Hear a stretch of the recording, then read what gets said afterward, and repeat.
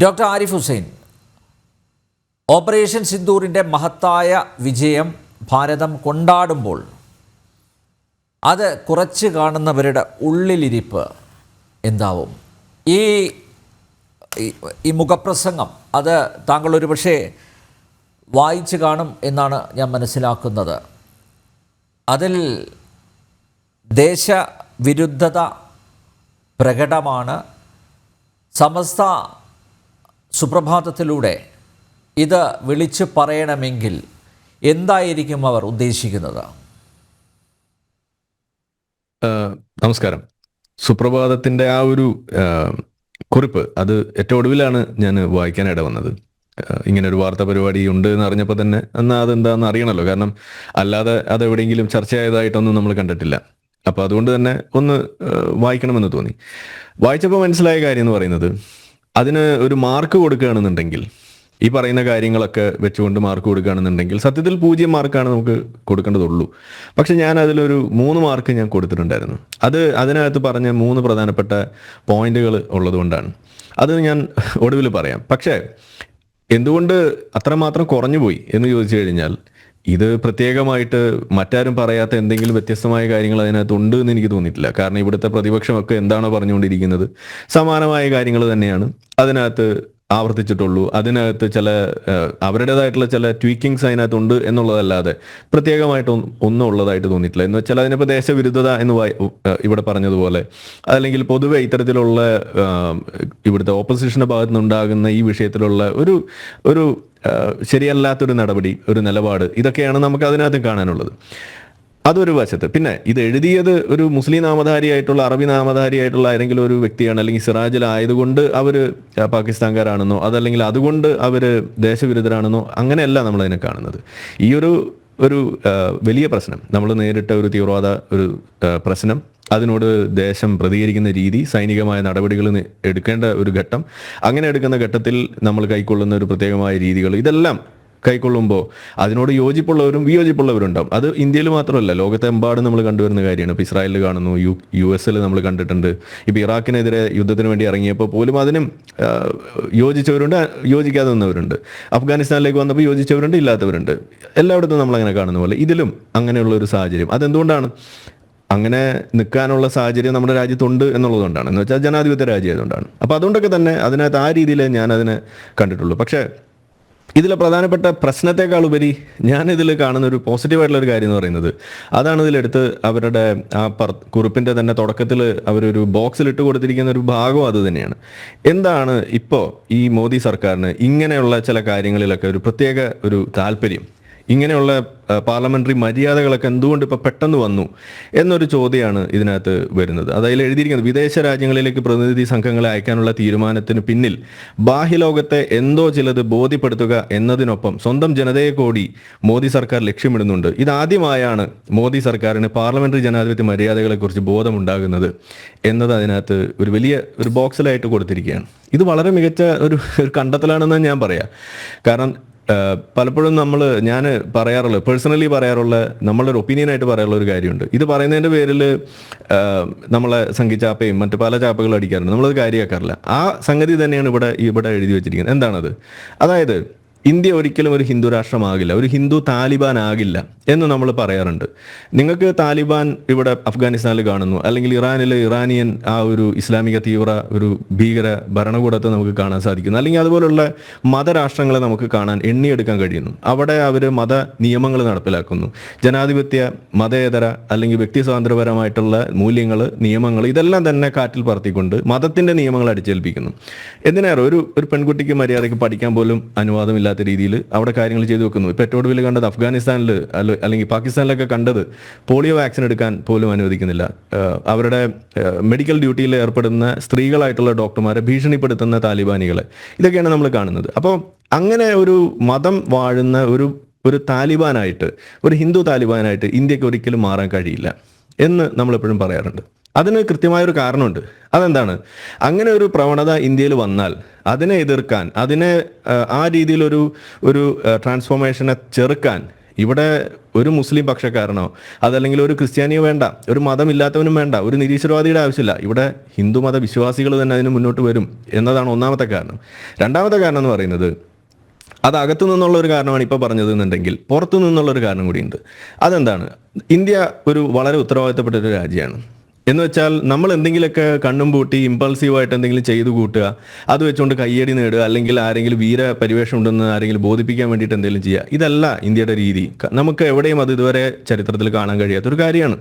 നമ്മളെപ്പോഴും ഒരു കാര്യം ചെയ്യുന്നുണ്ടെങ്കിൽ അത് ലോക ആ ഒരു രാജ്യങ്ങളെയും കൂടി ബോധ്യപ്പെടുത്തിക്കൊണ്ട് അവരെയും വിശ്വാസത്തിലെടുത്തുകൊണ്ട് അവർക്കും മുന്നിൽ നമ്മൾ മോശക്കാരല്ല എന്ന് കാണിച്ചുകൊണ്ട്, അത് പല ഉദ്ദേശങ്ങളുണ്ട്. അതിൽ ഏറ്റവും പ്രധാനപ്പെട്ട ഉദ്ദേശം വ്യാപാര ബന്ധങ്ങളും മറ്റു സൗഹൃദങ്ങളൊക്കെ തന്നെയാണ്. അതിനെല്ലാം പ്രാമുഖ്യം കൊടുക്കുന്നുണ്ട്. ഒരു അക്കൗണ്ടബിലിറ്റി എന്ന് പറയുന്ന ഒരു കാര്യം അത് ഇന്ത്യ എപ്പോഴും കാത്തു സൂക്ഷിക്കുന്നുണ്ട്. അത് ഇന്ത്യ എന്നല്ല, സിവിലൈസ്ഡ് ആയിട്ട് നിലനിൽക്കുന്ന ഏതൊരു രാജ്യത്തിനും അങ്ങനെ ചെയ്യാൻ കഴിയുള്ളൂ.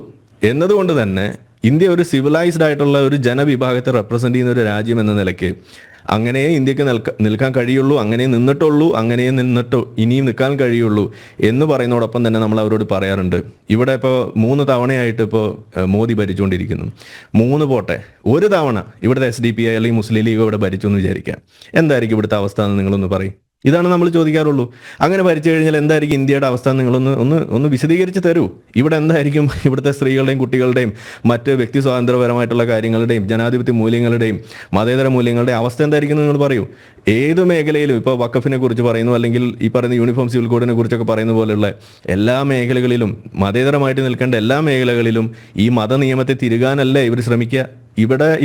ഇവിടെ ഭരണത്തിൽ ഇല്ലാതെ തന്നെ എന്താ ചെയ്തുകൊണ്ടിരിക്കുന്നത്? ഇതല്ലേ ചെയ്യുന്നത്. ചില സിനിമകൾ ഇറങ്ങുമ്പോൾ അത് പ്രദർശിപ്പിക്കാൻ പാടില്ല, തിയേറ്ററുകൾക്ക് വിലക്ക് ഏർപ്പെടുത്തുന്നത് പോലെ നമ്മളിവിടെ കാണുന്നു. ആരാ ചെയ്യുന്നത്? ഭരണത്തിലില്ലാത്തൊരു കൂട്ടരാണ് ചെയ്യുന്നത്. അപ്പോൾ ഇവർ ഭരണത്തിലേറിയാൽ എന്തായിരിക്കും സ്ഥിതി? ഇതുപോലെ ഓരോ വിഷയത്തിൽ നമ്മൾ ചോദിക്കുന്നു. അപ്പോൾ നമ്മളിവിടെ പറയുന്നു, ഇന്ത്യ അതൊരു രാജ്യം, ഒരു സിവിലൈസ്ഡ് ആയിട്ടുള്ള സൊസൈറ്റിയെ പേറുന്ന ഒരു രാജ്യമാണ്. അതുകൊണ്ട് തന്നെ ഇത്തരത്തിലുള്ള മൂല്യങ്ങൾ ഉയർത്തിപ്പിടിച്ചുകൊണ്ടേ നിൽക്കാൻ കഴിയുള്ളൂ എന്നതാണ് പറയുന്നത്. ഇനി ഇതിനകത്ത് ഒരു മാർക്ക് ഇതിന് കൊടുക്കുന്നത് 1.5 മാർക്കാണ്. ഇനി ബാക്കി 1.5 മാർക്ക് എവിടെ കിട്ടിയെന്ന് ചോദിച്ചു കഴിഞ്ഞാൽ അത് ഈ വിഷയങ്ങളെ കണ്ടെത്താൻ വേണ്ടിയിട്ട് ഈ വിഷയത്തെ പഠിച്ചു എന്നുള്ളതിനും, അതോടൊപ്പം തന്നെ ഇതിനകത്ത് പാർലമെന്ററി മര്യാദ അതുപോലുള്ള കാര്യങ്ങളൊക്കെ ഇവിടെ രണ്ടാമത് ഇന്ത്യയിൽ സംജാതമായിരിക്കുന്നു എന്നും കൂടി അതിനകത്ത് എഴുതി ചേർക്കുമ്പോൾ ഇത് ഒരു നല്ല നിരീക്ഷണമാണെന്ന് ഞാൻ പറയൂ. ഇത് ഇന്ത്യ വലിയ തോതിൽ ഇന്ത്യക്ക് ഒരു ആശാവഹമായ, ഇവിടെ ജീവിച്ചുകൊണ്ടിരിക്കുന്ന ഈ ഭീതി വ്യാപാരത്തിൽ പെട്ട് ഉഴലുന്ന, പ്രത്യേകിച്ച് ഈ മൈനോറിറ്റി വിഭാഗം എന്നൊക്കെ പറഞ്ഞ് വിശേഷിപ്പിക്കപ്പെടുന്ന മൈനോറിറ്റി അല്ലാത്ത സെക്കൻഡ് ലാർജസ്റ്റ് റിലീജിയൻ ആയിട്ടുള്ള മുസ്ലിങ്ങളെ സംബന്ധിച്ചിടത്തോളം ഇത് അവർ തിരിച്ചറിയേണ്ട ഒരു വസ്തുതയാണ്. നമ്മളെപ്പോഴും പറയാറുള്ള പോലെ ഒരു സുപ്രഭാതം എന്ന് പറയുന്ന ഒരു മുസ്ലിങ്ങളുടെ ഇടയിൽ നിന്ന് തന്നെ വന്നിട്ടുള്ള ഇത്തരത്തിലുള്ള ഒരു പത്രം ഇങ്ങനെ നിരീക്ഷിക്കുന്നുണ്ടെങ്കിൽ, ഇതിന് മുന്നേ ചില ഉസ്താദുമാരടക്കം പറഞ്ഞിട്ടുള്ള ഒരു കാര്യം തന്നെയാണ് ഇവിടെ വരുന്നത്. എന്താണത്? മുസ്ലിങ്ങൾക്കൊരു സ്വർഗമുണ്ടെങ്കിൽ അത് ഇന്ത്യ തന്നെയാണ്, അല്ലെങ്കിൽ ഇന്ത്യ മുസ്ലിങ്ങൾക്കൊരു സ്വർഗം തന്നെയാണ് എന്നതും കൂടിയാണ് ഇവിടെ പറഞ്ഞു വെക്കാൻ എനിക്കതിനകത്തുള്ളത്. അപ്പോൾ അതുകൊണ്ട് ഇപ്പോൾ ഓപ്പറേഷൻ സിന്ദൂറിൻ്റെ പേരിൽ ഇവിടെ കാട്ടിക്കൂട്ടുന്ന പലതരം പരാക്രമങ്ങൾ അതിനെ നിഷേധിച്ചുകൊണ്ടും അതിൽ തോറ്റു എന്നൊക്കെ പറയാൻ വേണ്ടിയിട്ട് ശ്രമിക്കുമ്പോൾ ഇതിൽ ഇന്നത്തെ ടൈറ്റിലും കൂടി ചേർത്ത് പറയുകയാണെന്നുണ്ടെങ്കിൽ യഥാർത്ഥത്തിൽ ഇവിടെ യുദ്ധക്കൊതി ആർക്കാണെന്നാണ് ഇപ്പോൾ ചോദിക്കുന്നത്. യുദ്ധക്കൊതിയന്മാരാണ് എന്ന് ഇത്ര നാൾ പറഞ്ഞുകൊണ്ടിരിക്കുകയും അത് ചെയ്തത് ശരിയായില്ല എന്ന് പറഞ്ഞുകൊണ്ടിരിക്കുകയും ഇപ്പോൾ ഇതിനകത്ത് എഴുതിയിരിക്കുന്ന എന്താണ്? യുദ്ധമൊക്കെ നിർത്തി സിന്ദൂറൊക്കെ അടച്ചുപൂട്ടി എന്നാണ് പറയുന്നത്. എവിടെയാണ് അടച്ചുപൂട്ടിയിട്ടുള്ളത്? അടച്ചുപൂട്ടിയിട്ടില്ല. ഇത് സിന്ദൂർ 1 അല്ലെങ്കിൽ അതിന്റെ ട്രെയിലറെ കഴിഞ്ഞിട്ടുള്ളൂ എന്നാണ് പറഞ്ഞത്. എന്ന് വെച്ചാൽ ഇനിയും ഒരു ടെറർ അറ്റാക്ക് ഉണ്ടായാൽ തിരിച്ചുണ്ടാവും. പിന്നെ ഈ കുറിപ്പിൽ എഴുതിയിരിക്കുന്നത് വളരെ തെറ്റായിട്ടുള്ള ഒരു പ്രയോഗമുണ്ട്. പാകിസ്ഥാൻ ഇല്ലാതെയായോ എന്നൊരു ചോദ്യമാണ്. പാകിസ്ഥാൻ ഇല്ലാതെയാക്കണമെന്നൊരു ലക്ഷ്യം എവിടെയാണ് ഇന്ത്യക്കുള്ളത്? അങ്ങനെ ഒരു ലക്ഷ്യം ഇന്ത്യക്കുണ്ടോ? ഇല്ല. അപ്പോൾ ഇവിടെ റോങ് ആയിട്ടുള്ള ആർക്കെങ്കിലും ധൈര്യം ഉണ്ടോന്നും? അതെ, ധൈര്യം ഉണ്ടോന്ന് അങ്ങനെ ചോദിക്കേണ്ട ആവശ്യമില്ലല്ലോ. നമ്മുടെ ലക്ഷ്യം തീവ്രവാദം, ഭീകരവാദമാണ്. എക്കാലത്തും ഒരു ഭീകര രാഷ്ട്രമായിട്ടോ അല്ലെങ്കിൽ എക്കാലത്തും ഒരു ശത്രു രാജ്യമായിട്ടോ ഈ പറയുന്ന പാകിസ്ഥാനെ നിലനിർത്തണമെന്ന് ആർക്കും ഒരു ആഗ്രഹമില്ല. ഇതെല്ലാം നന്നായി നല്ല ബന്ധങ്ങളായി മാറേണ്ട, സൗഹൃദങ്ങളായി മാറേണ്ട രാജ്യങ്ങളാണ് എന്നതാണ് നമ്മളെ ലക്ഷ്യമെന്നിരിക്കെ ഇവിടെ ഈ ചോദ്യം കൊണ്ട് എന്താ ഉദ്ദേശിക്കുന്നത്?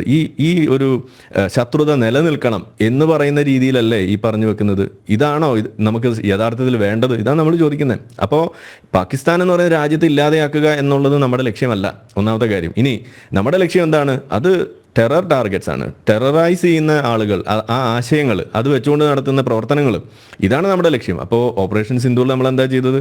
ആ പറയുന്ന 8-9 സ്ഥലത്ത് കൃത്യമായിട്ട് പ്രിസിഷൻ അറ്റാക്ക് നടത്തുന്നു. അതിനു മുന്നേ അവരോട് പറയുന്നു, നിങ്ങളുടെ സിവിലിയൻസോ നിങ്ങളുടെ സൈനിക ലക്ഷ്യങ്ങളോ നമ്മളുടെ ലക്ഷ്യമല്ല, അതുകൊണ്ട് തന്നെ നമ്മൾ ടാർഗറ്റ് ചെയ്യുന്നത് ഇത്തരത്തിലുള്ള ടെറർ ടാർഗറ്റ്സ് ആയിരിക്കും എന്ന് പറഞ്ഞിട്ട് അതിന് മാത്രം ചെയ്യുകയും പിന്നീട് പിൻവലിഞ്ഞ് നിൽക്കുകയും പിന്നീട് നമ്മൾ കണ്ട ആ വെള്ളവുമായി ബന്ധപ്പെട്ടുള്ള നദീജലവുമായി ബന്ധപ്പെട്ടുള്ള കാര്യങ്ങളൊക്കെയാണ് നമ്മൾ കണ്ടുകൊണ്ടിരിക്കുന്നത്. ഇപ്പോൾ അവർ ടേബിളിലേക്ക് വരാൻ തയ്യാറായി എന്ന് അറിയിക്കുമ്പോൾ ഇതാണ് വിജയം. അല്ലാതെ യുദ്ധം എന്ന് പറയുമ്പോൾ നിങ്ങൾ ഉദ്ദേശിച്ച യുദ്ധം ഇവിടെ നടന്നില്ല എന്ന് പറയുമ്പോൾ നിങ്ങൾ ഉദ്ദേശിച്ച യുദ്ധം എന്താണ് എന്നതും കൂടി ഇവിടെ പറയണം. ഇങ്ങനെ നാലുപാടും ഇങ്ങനെ ആളെ കൊന്ന് തള്ളുന്ന ഏതെങ്കിലും ബദർ യുദ്ധമാണോ നിങ്ങളുടെ മനസ്സിലുള്ളത്? അതിന് ഇന്ത്യയെ കിട്ടില്ല. ഇന്ത്യ അന്നും ഇന്നും ഉയർത്തിപ്പിടിക്കുന്ന ഒരു നോൺ വയലൻസ് എന്ന് പറയുന്ന ഒരു സംഗതി ഉണ്ട്. അതോടൊപ്പം തന്നെ വളരെ സിവിലൈസ്ഡ് ആയിട്ടുള്ള ഒരു രാജ്യമാണ്, അക്കൗണ്ടബിലിറ്റി പേറുന്ന രാജ്യമാണ്. ഇപ്പോൾ അക്കൗണ്ടബിലിറ്റിയുടെ കാര്യമാണ് ഞാൻ ഇതിൽ ഏറ്റവും എടുത്ത് പറയുന്നത്. കാരണം നമ്മളുടെ അഫ്ഗാനിസ്ഥാൻ്റെ അടുത്ത് ഈ പറയുന്ന വിഷയത്തിൽ ചോദിക്കുന്നു, ഈ പോളിയോ വാക്സിൻ അവിടെ കുട്ടികൾ മരിച്ചു വീഴുന്നതിനെ കുറിച്ചൊക്കെ ചോദ്യം വന്നപ്പോൾ, ഇതുപോലുള്ള വിഷയങ്ങൾ വന്നപ്പോൾ, അവിടെ നടക്കുന്ന ഹ്യൂമൻ റൈറ്റ്സ് വയലേഷൻസിനെ കുറിച്ച് ചോദിച്ചപ്പോൾ അവിടെയുള്ള ഭരണാധികാരികൾ, അവിടുത്തെ ഭരണകൂടം, താലിബാൻ എന്താ പറഞ്ഞത്? ഞങ്ങളുടെ നാട്ടിൽ ഇങ്ങനെയാണ്, ഇത് നിങ്ങൾ ചോദിക്കേണ്ട കാര്യമില്ല എന്ന് പറഞ്ഞ് അവരെ തിരിച്ചയക്കുക, അവരെ ആ രീതിയിൽ മറുപടി കൊടുക്കുന്നതാണ് കാണുന്നത്. അങ്ങനെയല്ല ഇന്ത്യ ചെയ്യുന്നത്. ഒരു ഇന്റർനാഷണൽ സൊസൈറ്റിയിൽ നമ്മൾ ജീവിക്കുമ്പോൾ അത്തരത്തിലുള്ള ചില ഉത്തരവാദിത്വ ബോധം കൂടി ഉണ്ടാകണം. അത് ഇന്ത്യ കാണിക്കുന്നു.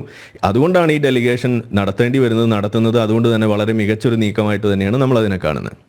ഓക്കെ, അപ്പോൾ ഡെലിഗേഷനെ അയച്ചതിൽ വലിയ വിഷമം ഈ സമസ്യയ്ക്ക് ഉണ്ട് എന്നാണ് മനസ്സിലാക്കുന്നത് ഈ ലേഖനത്തിൽ.